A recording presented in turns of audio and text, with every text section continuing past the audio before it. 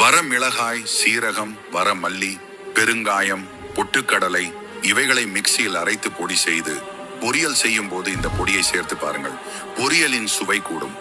தோசை கருகாமல் செய்ய தோசை தட்டில் மாவை ஊற்றுவதற்கு முன் அதை ஒரு வெந்நீரில் தடைந்த சுத்தமான துணியால் துடைத்துவிட்டு பிறகு தோசை ஊற்றி எடுத்தால் ஒட்டாது, கருகாது, தோசை அருமையாக வரும். காலையில் வெதுவெதுப்பான ஒரு கப் நீரில் ஒரு எலுமிச்சையின் சாற்றினை பிழிந்து நன்கு கலந்து பூண்டு பற்களை தட்டி எலுமிச்சை நீரில் போட்டு 15 நிமிடம் கழித்து வடிகட்டி குடித்து வர தொப்பை குறையும்.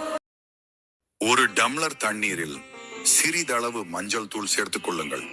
இதனுடன் 2 சிட்டிகை அளவிற்கு பச்சை கற்பூரத்தை சேர்த்துக் கொள்ளுங்கள். இதனுடன் 1/4 ஸ்பூன் அளவிற்கு கல் உப்பு போட்டு எதுவும் செய்யாமல் அப்படியே கொண்டு போய் அந்த டம்ளரை வடகிழக்கு மூலையில் வைத்து விடுங்கள். வாரம் ஒரு முறை வியாழன் கிழமையில் இந்த கண்ணாடி டம்ளரில் இருக்கக்கூடிய தண்ணீரை மண்ணில் ஊற்றிவிட்டு புதிதாக தண்ணீர் ஊற்றி இதே போல செய்து வைக்க வேண்டும். உங்கள் வீட்டிலும் பிரச்சனைகள் பறந்தோடும், எப்போதும் மகிழ்ச்சி உண்டாகும்.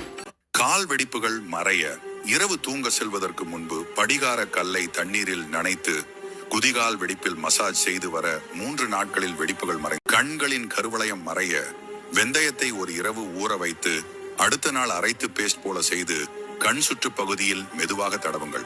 தினமும் பயன்படுத்தினால் கண் சுற்று கருமை தெளிவாக குறையும்.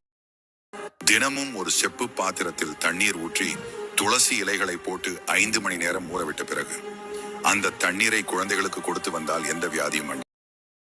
கைவிரல் நகங்களை தேய்ப்பதன் மூலம் தலைமுடி உதிர்வதை தடுப்பதோடு முடியின் வளர்ச்சியையும் தூண்டலாம். தலைமுடி உதிர்வதை தடுக்கலாம். பொடுகு குறைய நல்லெண்ணெயில் சிறிதளவு வெந்தயம், கருவேப்பிலை, கொத்தமல்லி சேர்த்து கொதிக்க வைத்து ஆறிய பின் தலையில் தேய்த்து வந்தால் பொடுகு குறையும்.